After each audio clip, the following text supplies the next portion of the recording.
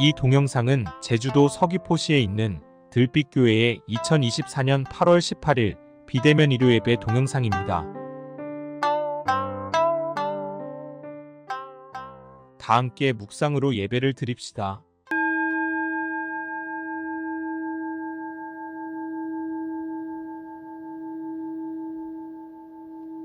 예배 기원을 함께 합시다. 없이 계신 님이시여, 높고 낮은 님이시여, 우리 안에 님이시여, 이 예배를 통하여 우리 모두 당신과 일치되어 참 자유를 누리게 하소서. 아멘. 다 함께 음악 명상에 들겠습니다. 아도나이 오소서라는 곡입니다. 아도나이는 주님이라는 히브리어입니다. 무한으로서의 궁극적 진리 곧 하나님을 만나고자 하는 마음으로 명상에 들어보시기 바랍니다.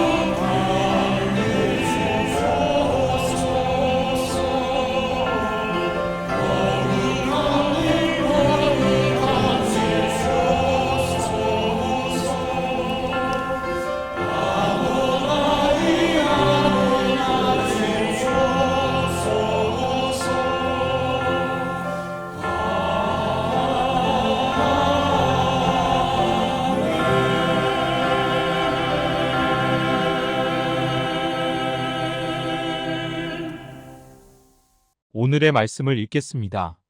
마가복음 10장 32절에서 45절까지입니다. 함께 읽겠습니다. 예루살렘으로 올라가는 길에 예수께서 그들 앞에 서서 가시는데 그들이 놀라고 따르는 자들은 두려워하더라. 이에 다시 12 제자를 데리시고 자기가 당할 일을 말씀하여 이르시되 보라 우리가 예루살렘에 올라가노니 인자가 대제사장들과 서기관들에게 넘겨짐에 그들이 죽이기로 결의하고 이방인들에게 넘겨주겠고 그들은 능욕하며 침뱉으며 채찍질하고 죽일 것이나 그는 3일 만에 살아나리라 하시니라. 세베대의 아들 야고보와 요한이 주께 나아와 여짜오되 선생님이여 무엇이든지 우리가 구하는 바를 우리에게 하여 주시기를 원하옵나이다. 이르시되 너희에게 무엇을 하여 주기를 원하느냐? 여짜오되 주의 영광 중에서 우리를 하나는 주의 우편에 하나는 좌편에 앉게 하여 주옵소서. 예수께서 이르시되 너희는 너희가 구하는 것을 알지 못하는도다. 내가 마시는 잔을 너희가 마실 수 있으며 내가 받는 세례를 너희가 받을 수 있느냐? 그들이 말하되 할 수 있나이다. 예수께서 이르시되 너희는 내가 마시는 잔을 마시며 내가 받는 세례를 받으려니와 내 좌우편에 앉는 것은 내가 줄 것이 아니라 누구를 위하여 준비되었든지 그들이 얻을 것이니라.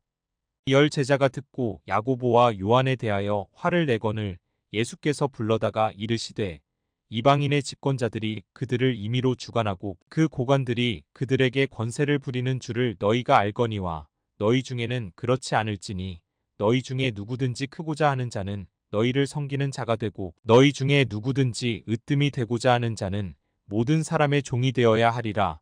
인자가 온 것은 섬김을 받으려 함이 아니라 도리어 섬기려 하고 자기 목숨을 많은 사람의 대속물로 주려 함이니라. 말씀을 아름답게 받겠습니다. 아멘. 다 함께 찬양하겠습니다. 찬송가 88장 내 진정 사모하는입니다.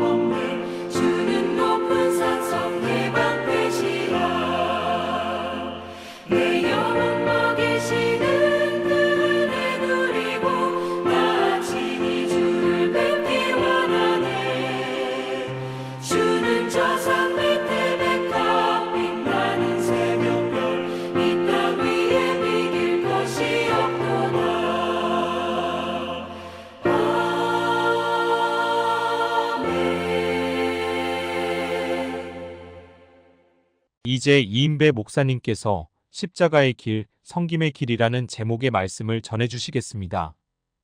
오늘 본문은 예수님 일행이 예루살렘으로 올라가는 길에서 일어난 일입니다. 마가의 입장에서 예루살렘으로 올라간다라는 것은 십자가 고난이 임박했다는 것을 말합니다. 마가복음에서 예루살렘은 예수님의 적대자들이 모여있는 본부를 상징하고 있습니다. 이제 예수님은 적의 본진으로 향하고 있습니다. 어찌 보면 예루살렘으로 향하는 예수님의 모습은 마치 불에 뛰어드는 불나방과 같다는 생각을 해봅니다. 본문에서 예수님은 분명한 목적이 있어서 앞장서서 걸어가십니다.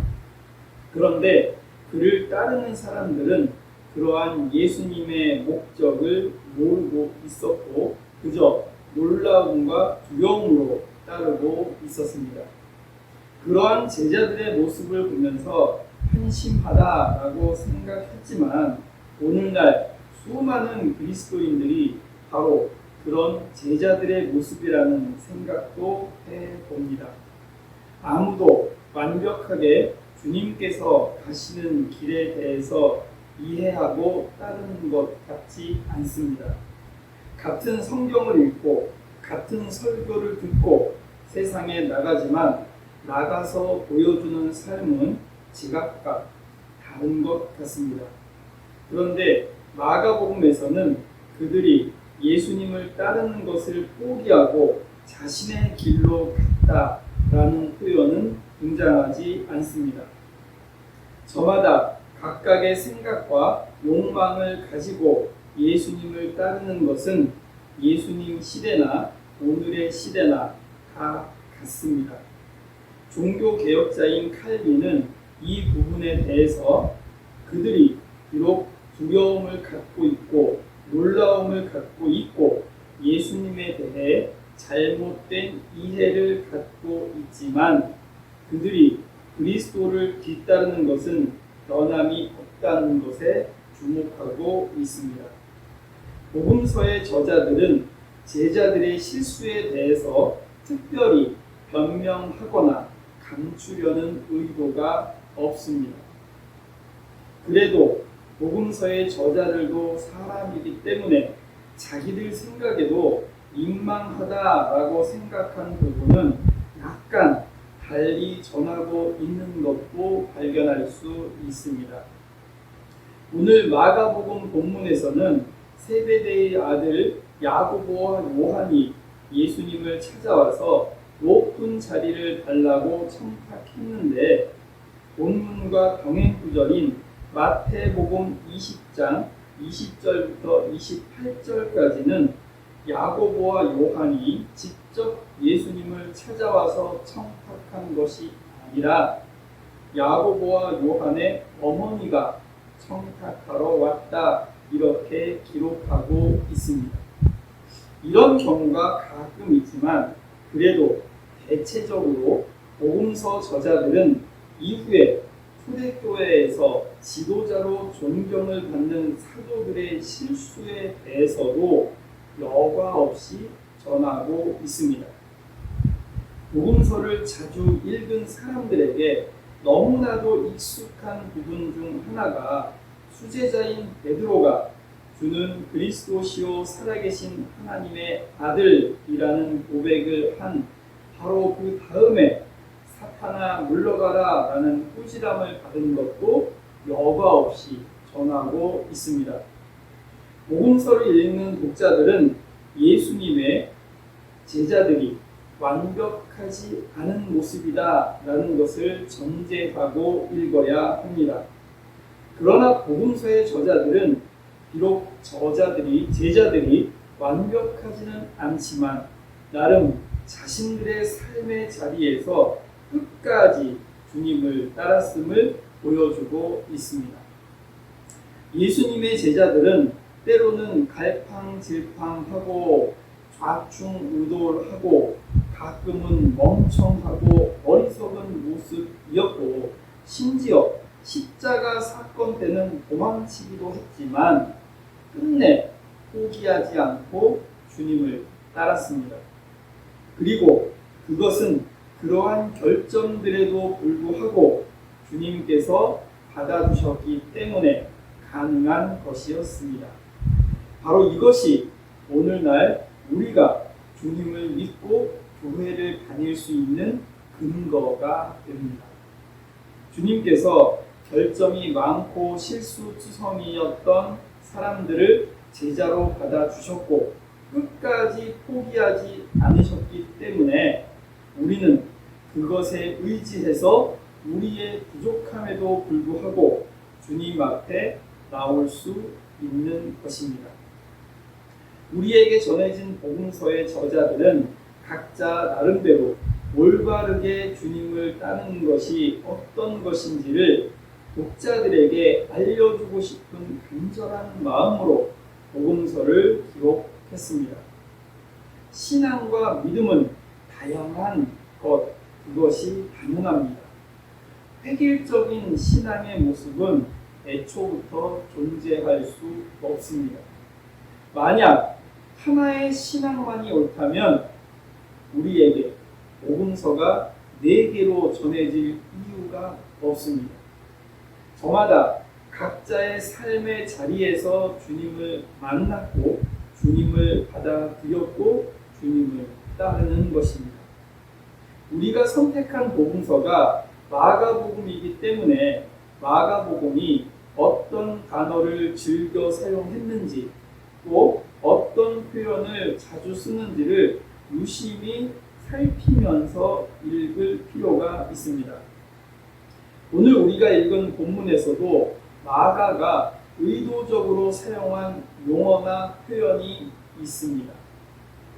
예수님께서는 자신이 예루살렘에 올라간 이후에 당할 일을 33절과 34절에서 말씀해 주셨습니다. 예수님은 대제사장과 서기관들에게 넘겨질 것이고 그들의 결의에 의해서 이방인들에게 넘겨질 것입니다. 그리고 이방인들이 예수님을 능욕하고 침뱉으며 채찍질하고 죽일 것이다. 이렇게 말씀하십니다.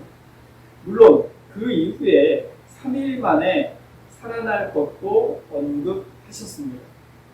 이 말은 어쩌면 당시 제자들에게는 전혀 납득이 되지 않았을 것입니다. 당시에 일반적으로 이해되는 메시아 사상은 간단하게 다윗의 후손 중에서 메시아가 등장할 것인데 그가 이스라엘 백성을 환난 가운데서 구해줄 것이다. 이런 내용입니다. 누군가 카리스마가 있는 지도자가 등장했을 때 사람들은 저 사람이 혹시 우리를 구해줄 메시아는 아닌가 이렇게 생각했습니다.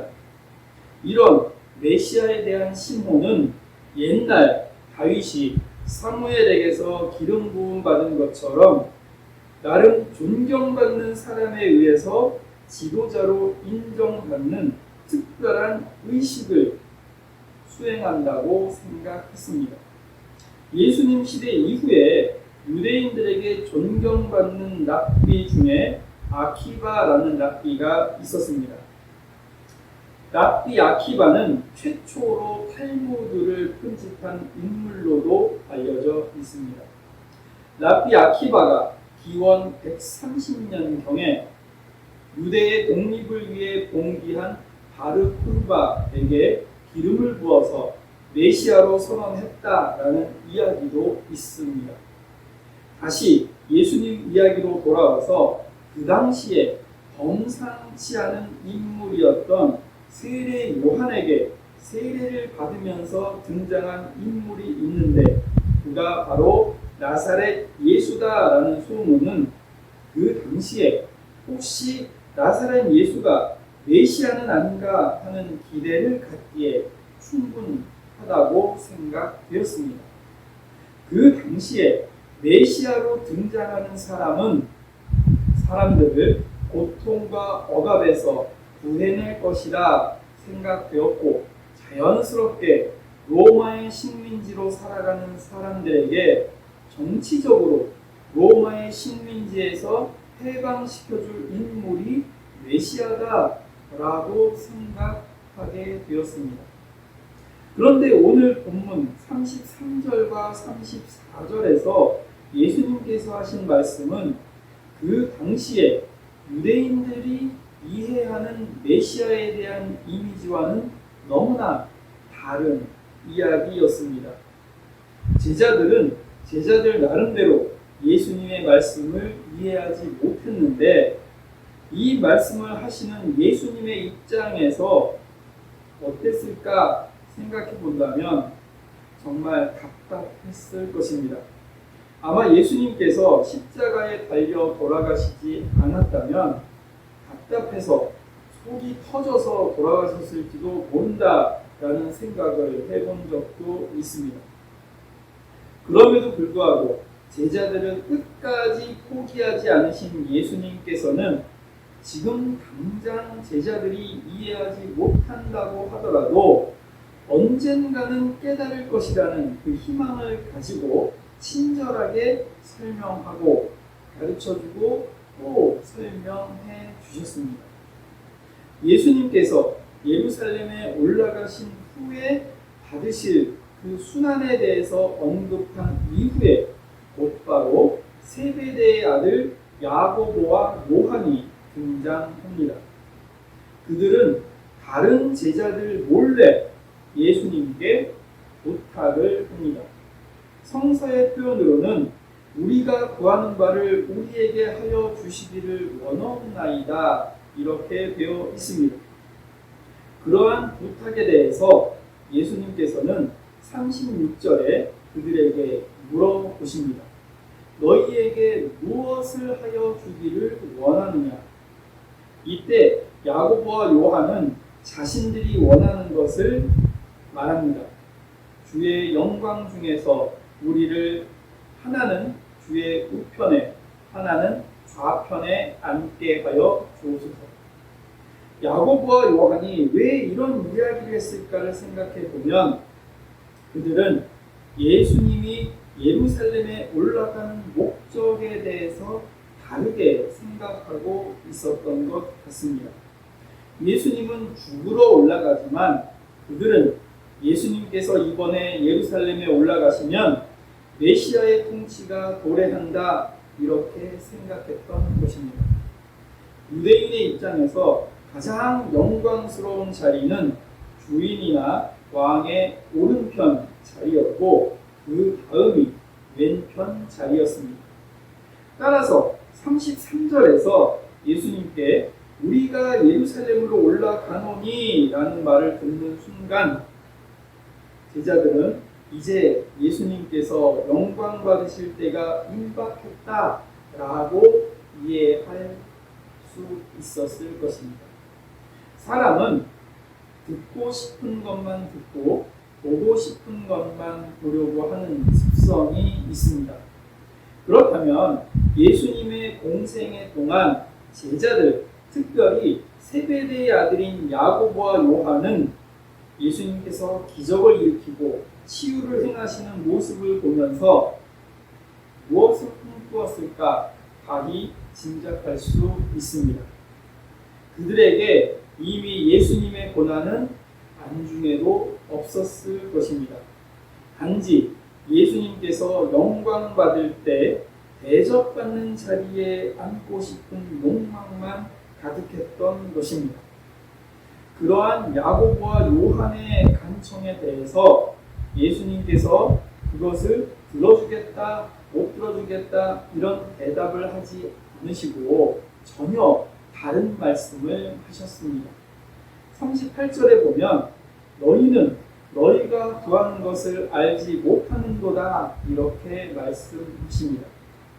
전통적인 메시아 사상에 의하면 전혀 이해할 수 없는 것이기 때문입니다.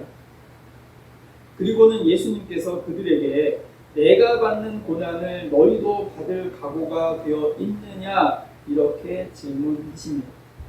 39절에 야고보와 요한이 그것을 받을 수 있다라고 대답했을 때 어쩌면 이것이 그 이후에 그 제자 2명의 운명을 암시하는 것이다 라고 생각할 수도 있습니다. 그들은 정확하게 예수님께서 하신 말씀을 이해하지는 못했지만 결국 그들의 이후의 운명은 예수님을 전하기 위해 순교의 삶을 살았다는 것을 우리는 알고 있습니다. 40절에서 예수님은 그들의 요구를 거절하지는 않았지만 좌우편에 앉는 것은 예수님이 지명하는 것이 아니라 준비된 사람이 그것을 얻을 것이다. 이렇게 말씀하십니다.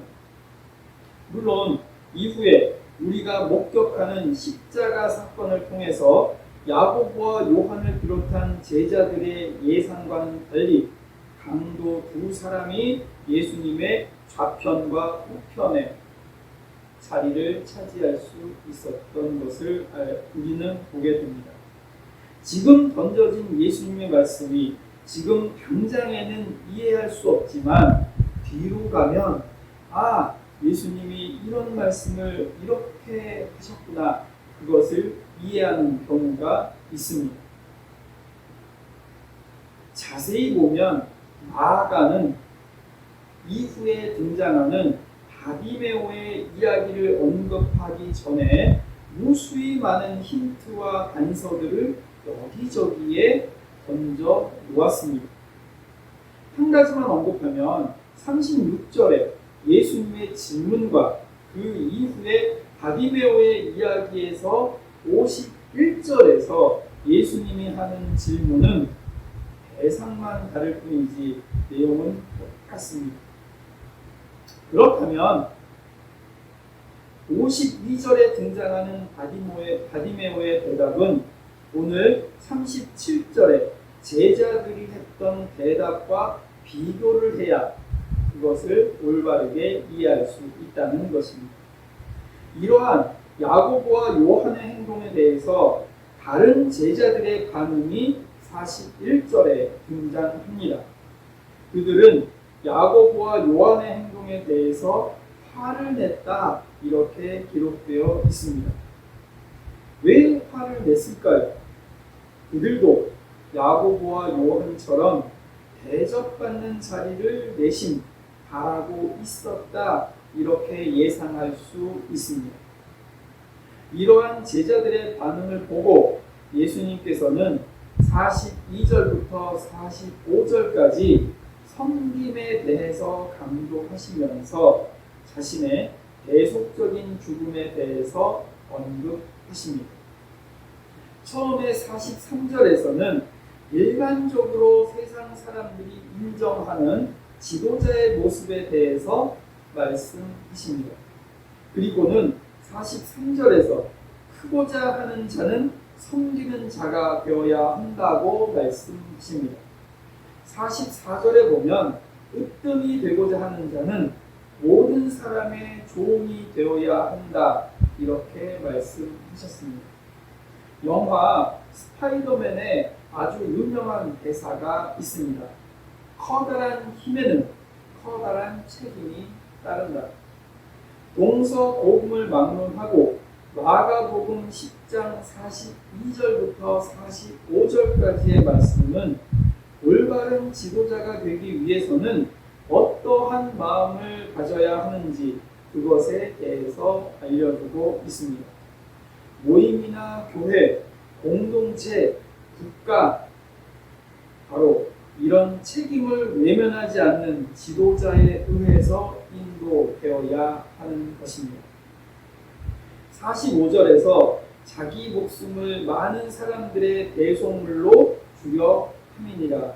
이 말은 인류가 죄와 죽음의 노예 상태에 있을 때 인류를 구원하기 위해서 지불하는 돈의 개념으로 이해할 수 있습니다. 그렇다면 과연 그 목숨을 누구에게 지불하는 것인가?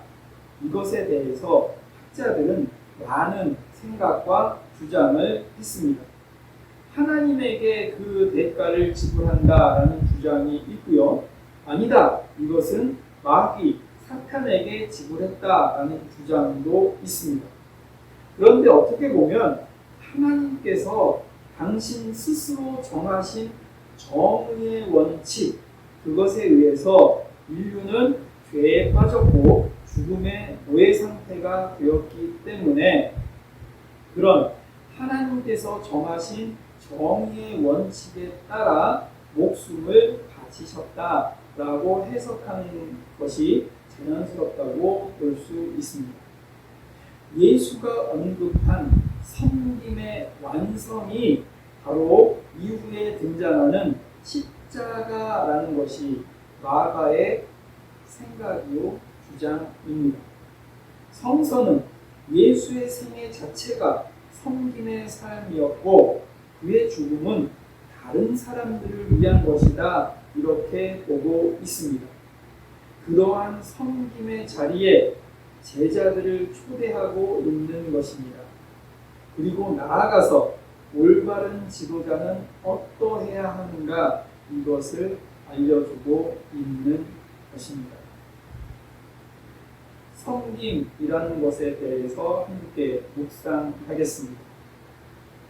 예수님은 낮은 자리로 오셨습니다. 그런데 예수님을 따르는 우리는 여전히 높은 자리만 추구하고 있습니다. 예수님은 섬기는 자가 되라고 가르치셨습니다. 그런데 우리는 섬김을 받는 자가 되려고 노력하고 있습니다. 그러면서 우리는 예수님을 아주 잘 이해하고 따르고 있다 이렇게 착각하고 있습니다. 이것이 우리의 부족함이고 우리의 무지함이라는 사실을 깨달아야 할 것입니다. 알림 시간입니다.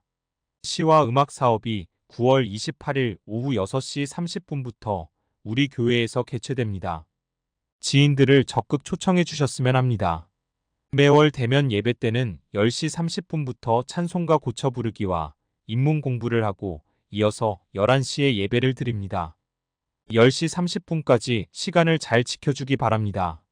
앞으로 헌금은 매월 첫 주에 모아서 해주기 바라며 부득이 때를 놓친 분은 순서지의 교회 통장으로 송금해 주시면 감사하겠습니다. 지난 8월 14일 조영배 목사님과 몇 분이 이끄시는 가칭 식민사관 청산 제주회의 결성을 위한 준비 모임이 있었습니다. 들빛교회 교우들도 참석하여 주셔서 깊이 감사드립니다. 앞으로도 교우들과 들빛 사람들의 연대하는 분들이 적극 참여해 주셨으면 합니다. 이제 찬송가 442장 저 장미꽃 위에 이슬을 함께 부르겠습니다.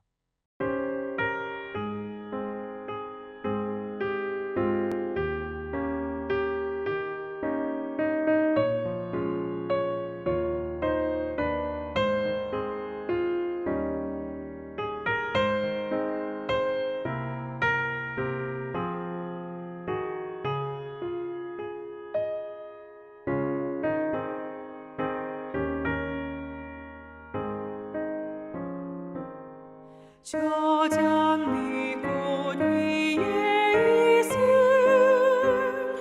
아직 맺혀 있는 그때에 귀에 흐르는 이 소리 들리니 주 음성 분명하다 주님 너